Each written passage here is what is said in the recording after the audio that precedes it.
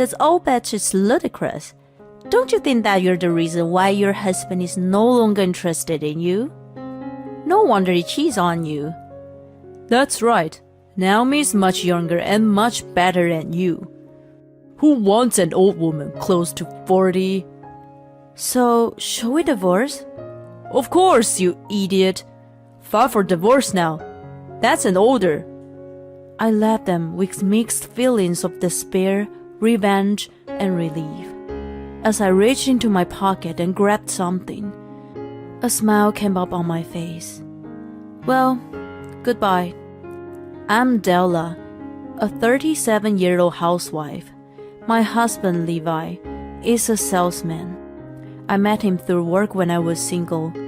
We exchanged business cards and kept strictly a professional relationship at first. From there, dinner invitations gradually increased. Before I knew it, he was contacting me every day.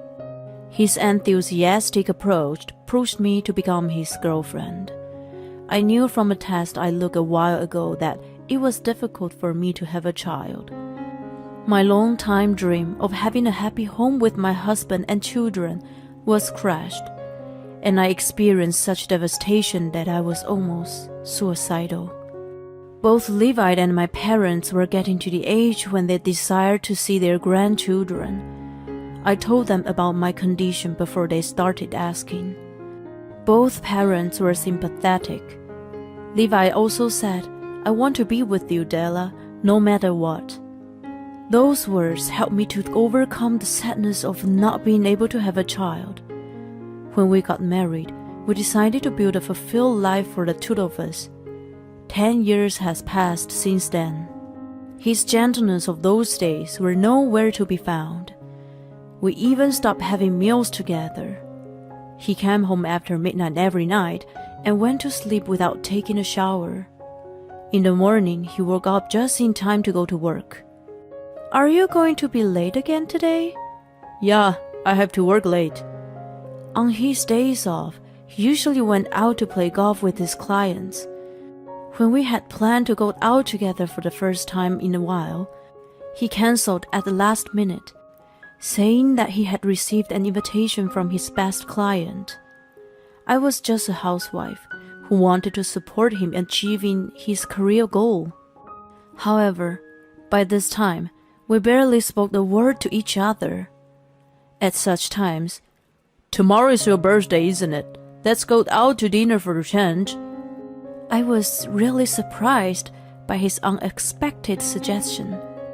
It was also the 10th year of our marriage and a milestone. I was happy to know that even though he was busy, he still cared about me. We decided to meet at a restaurant where we used to go to together.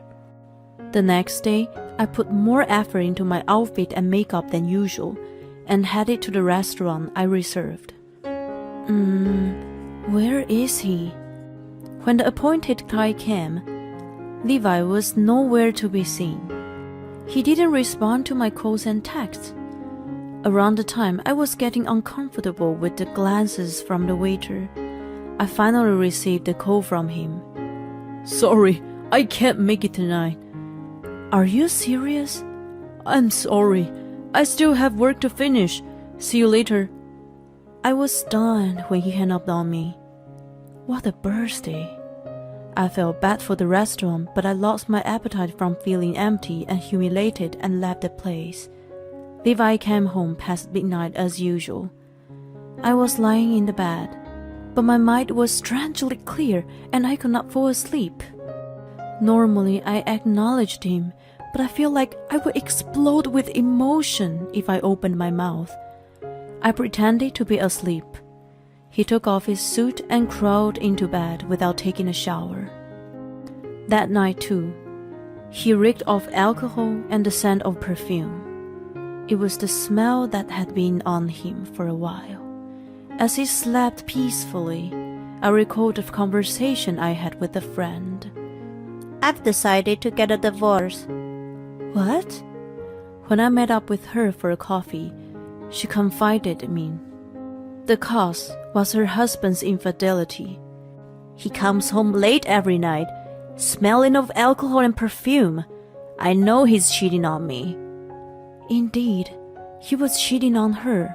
She found out for sure and immediately filed for divorce. I realized that Levi and I were in the same situation. When I asked him about the night before in the morning, he nonchalantly brushed me off, saying I was busy. I kept pressing on him, but "I'm going to be late for work," and rushed out.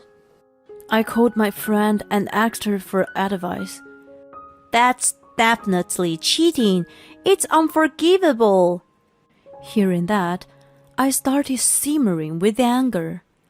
I was mad at not only Levi, but went out every night and didn't even try to have a conversation with me, but also at myself.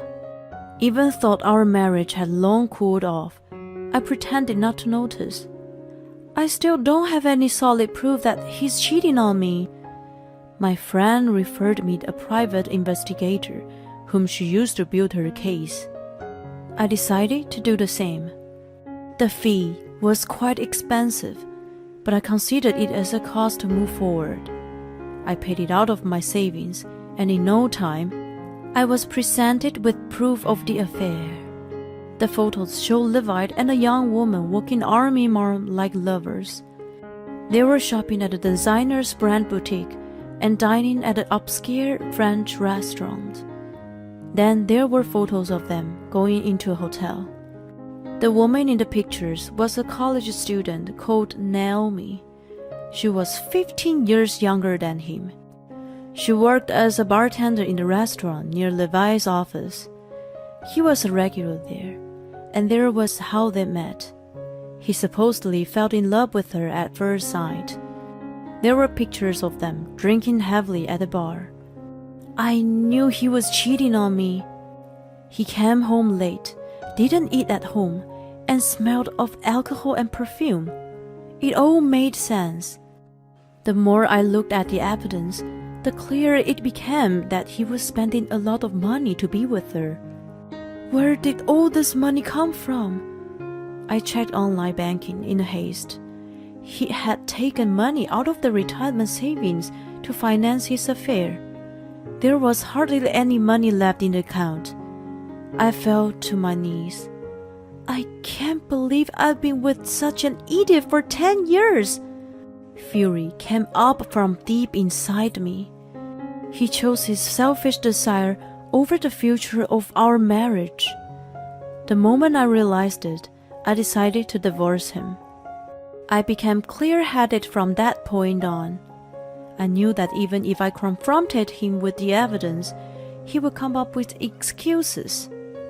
It was the best to catch him in action. I remember that he mentioned an urgent business trip on Sunday. Old me would have said, "Have a safe trip, good luck," and sent him off, but not anymore. My intuition was telling me that he was going to meet up with his lover. I picked up his tablet, took a breath, and typed in his birthday. He was so careless that he came home reeking of perfume, and that his affair was proven in a matter of seconds.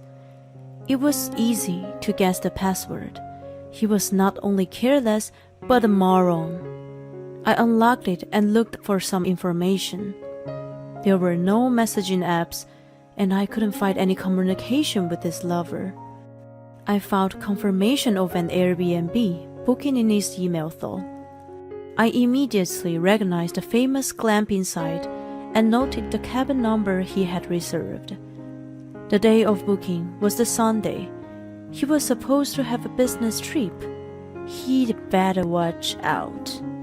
I was determined to confront him on that day. Sunday arrived. "I don't know what time I'll be back tomorrow." Okay, have a safe drive. I said, "See you later," in my mind. Oblivious to what was stored in his immediate future, he left the house cheerfully. I made careful preparation and headed out to the place. The cabin looked bigger and more modern than it looked on the internet. He had never taken me to such a chic place. I felt even angrier. I went to Levi and Naomi's cabin and knocked on the door. Yes? Who is it? I'm sorry to bother you, but I need to check your smoke detector. May I come in? Levi opened the door without any suspicion. He was stunned when he saw me standing in front of him. While he was trying to grasp the situation, I forced myself into the back. I opened the thick curtain that divided the lounge area and bedroom and found Naomi sitting on the bed. She seemed to recognize who I was. Why are you here? She was in shock. I know you guys were looking forward to a fun trip, but it's too bad. How did you know where I was? I explained the sequence of events. He came home late every night, the smell of alcohol and perfume, and the investigation. I told him that I checked his tablet and found out his business trip was a lie. You've been suspicious? Of course. Ever since my birthday, you have cancelled our dinner. We're done. While we were arguing, Naomi shrieked in laughter. I am amused, Mrs.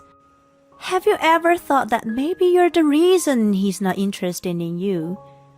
No wonder he wants to cheat on you. Yeah, that's right. Naomi's much younger and much better than you. Who wants an old bitch close to 40? They turned defiant and began to mock me. I tried to hold back my hand from slapping him. Shall we get a divorce then? I took out the file of divorce papers my lawyer had drafted. He snatched it from my hand. Well, goodbye. I left the cabin. Once I was outside, I put my hand in my pocket. I stopped the recorder that had been recording our conversation. Mission accomplished. I removed my name from the joint tenancy agreement and changed everything else to Levi's name, and then returned to my parents' house. I had asked my brother's friend, who worked in the law firm, to take care of my divorce. He was also my brother Aiden's lawyer. Aiden was running his own business. When he graduated from university, he established a company under the guidance of our father, while I went to work for a major corporation. My father had a big influence on us as we were a family of old money. Even so, we had never experienced a luxurious lifestyle. There was an inherited feud in our grandfather's generation that threatened to destroy the whole family. After my father became the head, they began to live simpler and more solid lives. Aiden and I respected our father very much. So, even after we became independent, we'd been following his teachings and living humbly. Spending money for one's personal greed was absolutely unthinkable. I informed Aiden about the divorce. A man who doesn't value his family is the worst. He was indignant. I explained the whole story and mentioned Naomi's name. I've heard that name before. Maybe... He then called his HR. Naomi's surname was unusual, so it must have sounded familiar. When he inquired, to our surprise, she had received a job offer from his company. She was apparently very enthusiastic during the interview, saying, "Your company is my first choice." I played him the audio I had recorded at the cabin. We don't want someone like her in our company. It's nothing related to family matters. She obviously lacks common sense as a member of society. He immediately called back HR and instructed them to rescind the job offer. A few days later, I was still living with my parents while searching for a job. When I returned home from my interview, I saw the police car leaving my house. I asked my parents what had happened and found out that Naomi showed up there. Offer from my dream job was taken away. She screamed and threw things in the house. She grabbed my mother and demanded to know where I was, so my father called 911. When she was contacted by Aiden's HR to cancel her job offer, she realized that Aiden and I were siblings. She became hysterical and stormed into my parents' house, claiming that it was my fault. The police subdued her and took her to the station. My parents told the police to just give her a stern warning. When her parents went to pick her up, they told her that she was on her own from then on. They were apparently fed up with their daughter, who caused problems on a regular basis. She lost the job that was lined up for her after graduation and was abandoned by her parents. She became homeless and had to drop out of school. As for Levi, his biggest client was my father's company, which canceled all the contracts. When he found out about it, the blame drained from his face and he fainted. Rumor spread throughout his office, and his colleagues began to look at him with disdain. He had lost his place in the company and resigned voluntarily. There was no way he could quit his job and maintain his existing lifestyle because of the alimony he owed me. He gave up his apartment and moved into a cheaper place. He then tried to rely on Naomi, who kept a bartending job. They got into a heated argument at the restaurant, and the police were called. Naomi wanted nothing to do with him after that. He then began to ambush me around my house. It was my fault. Please, come back. What are you talking about now? Stop showing up here. He demanded that we get back together and followed me around like a stalker. When I began to feel unsafe, the one who helped me was James. He was Aiden's PA and our childhood friend. He really put an effort to protect me by patrolling around my house and escorting me. One day, I was walking with James when Levi appeared again. Who the hell is this guy? None of your business. What does he have that I don't have? Come back to me.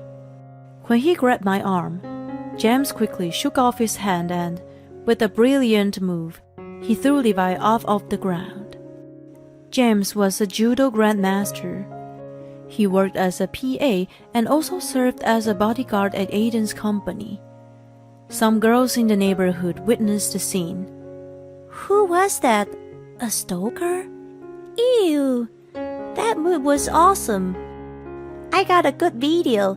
I'm sure it's gonna go viral. They were laughing and filming the scene. Levi's face flushed as red as traffic light, and he ran away. He totally deserved it. The guy, who preferred younger women to me, was being ridiculed by them. It was ironic, I thought. I gradually became interested in James after that incident. I eventually found a new job and started dating him at the same time. James told me that he had a crush on me when we were younger. Aiden knew about it, so he was eager to help me expedite my divorce proceedings. It wasn't long before James and I were married. Aiden had always thought about James as his little brother. When we announced our engagement, he was exhilarated that James was becoming family. He was more excited than my father and congratulated us. I promised myself that I would always cherish those who love me.